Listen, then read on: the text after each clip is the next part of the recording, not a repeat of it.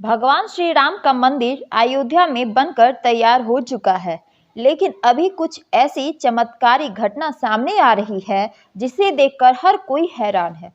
जो गिद्ध पिछले कई सालों में हमें नजर भी नहीं आए, अचानक अयोध्या के अंदर बड़ी संख्या में गिद्धों का झुंड पहुंच गया है।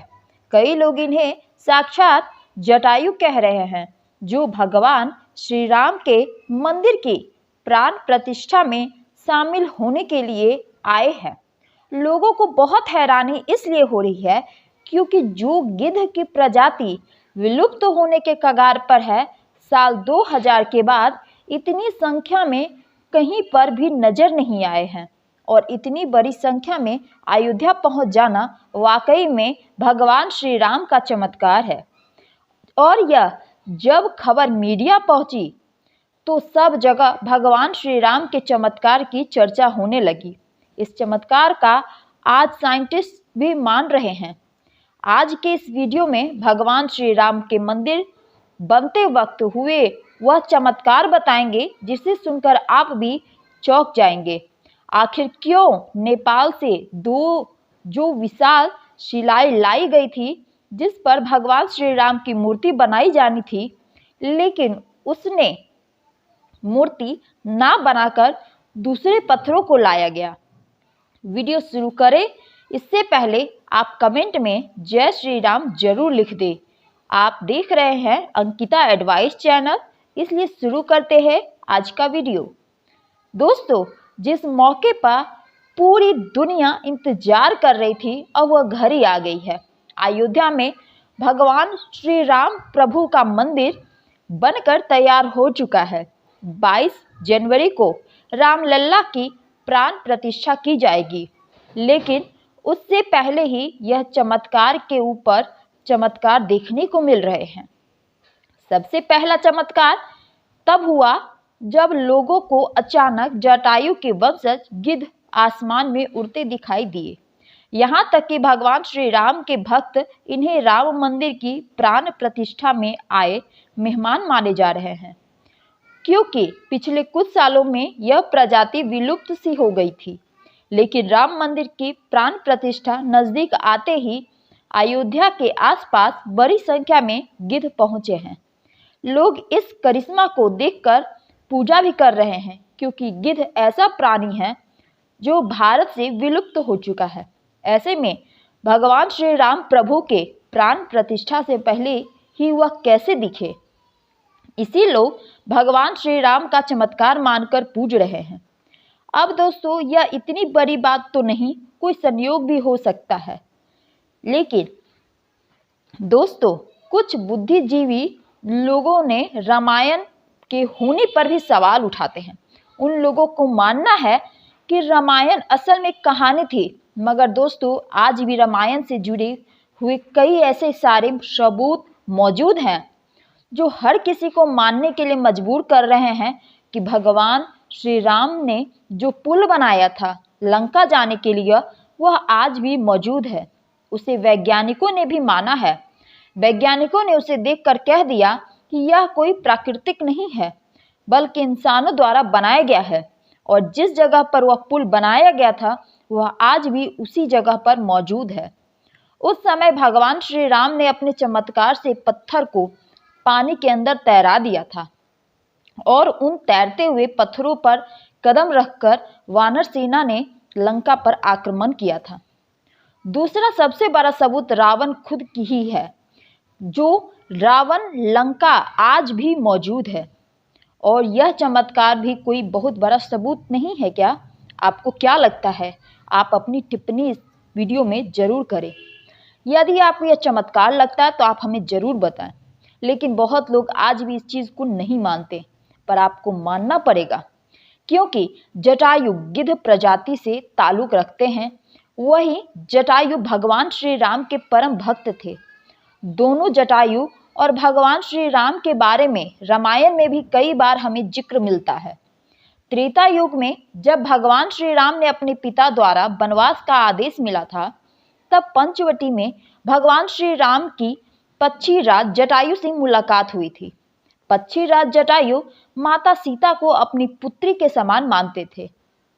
दरअसल जब रावण माता सीता को हरण करके ले जा रहा था, तब जटायु ने ही लंकापति रावण को सीता माता की रक्षा के लिए युद्ध किया था।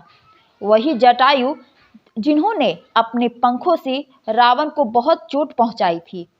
रावण के शरीर को जटायु ने लहूलुहान कर दिया था। इस संघर्ष में जटायु ने अपने प्राणों की आहुति दी थी। छत्तीसगढ़ के दंडकारण्य के में गिद्धराज जटायु का मंदिर है। यह वह स्थान है जब माता सीता का अपहरण कर रावण पुष्पक विमान में लंका ले जा रहा था। तो सबसे पहले जटायु ने ही रावण को रोका था। राम की राह में जटायु पहले शहीद थे। राम कथा के प्रसंग में आता है, जब जटायु के भाई सनपति ने कहा कि मेरे पंख कमजोर हैं, मगर आंख दूर की चीजें देख सकती है, इसलिए मैं माता सीता जी को अशोक वाटिका में बैठी देख रहा हूँ। इसलिए लोग इन्हें साक्षात जटायु के वंशज मान रहे हैं। दोस्तों, अयोध्या नगरी के अंदर ही भगवान श्री राम का जन्म हुआ था, जिसका जिक्र वाल्मीकि ने रामायण में भी किया है। सालों तक चले जाने वाले राम राज्य के बाद जब श्री राम ने जल समाधि ले ली, तो अयोध्या नगरी सुनी हो गई थी। पौराणिक मान्यताओं के अनुसार जैन के राजा विक्रमादित्य जब यहाँ आखेट करने आए थे, तो उन्हें उजाड़ भूमि पर कुछ चमत्कार चीजें दिखाई देने लगे। खोज की तो पता चला कि यह श्री राम की जन्मभूमि है। इसके बाद उन्होंने भगवान श्री राम के भव्य मंदिर का निर्माण कराया, जिसमें काले रंग के कसौटी पत्थर वाले 84 स्तंभ थे। समय समय पर यहाँ राजाओं ने मंदिरों की देखभाल के लिए 14वीं शताब्दी में जब भारत में मुगलों का शासन हुआ, तो श्री राम जन्मभूमि को नष्ट कर वहाँ बाबरी मस्जिद बना दी गई। 1525 में राम जन्मभूमि मंदिर को बाबर के सेनापति मीर बाकी ने ध्वस्त करवाया था और बाबरी मस्जिद की 3 गुंबद थी, जिसके बाहरी हिस्से में एक चबूतरे में श्री राम के बाल स्वरूप की पूजा होती थी। उसे राम चबूतरा कहते थे। लेकिन उन्हें 1500 में बाबरी मस्जिद के मुख्य गुंबद के ठीक नीचे वही मूर्ति मिली जो सदियों से राम चबूतरे पर विराजमान थी। बाबरी मस्जिद और राम जन्मभूमि मंदिर पर सालों साल विवाद के बाद आखिरकार श्री राम की अपनी जन्म स्थली पर प्राण प्रतिष्ठा हो रही है। अब एक सवाल यह है कि आखिर अयोध्या में भगवान श्री राम की मूर्ति बनाने के लिए नेपाल से जो 2 विशाल पत्थरों को लाया गया था, इन पत्थरों को लाने के बाद आखिर क्यों उन पत्थरों पर मूर्ति नहीं बनाई गई? ऐसी क्या वजह थी कि नेपाल के उन 2 पत्थरों की जगह दूसरे पत्थरों का इस्तेमाल किया गया? दरअसल राम मंदिर के निर्माण का काम पूरा होने के बाद फरवरी में नेपाल के काली गंदगी तट से जो 2 शिलाएं अयोध्या लाई गई थी, 2 शिला का वजन 14 टन और 27 टन था।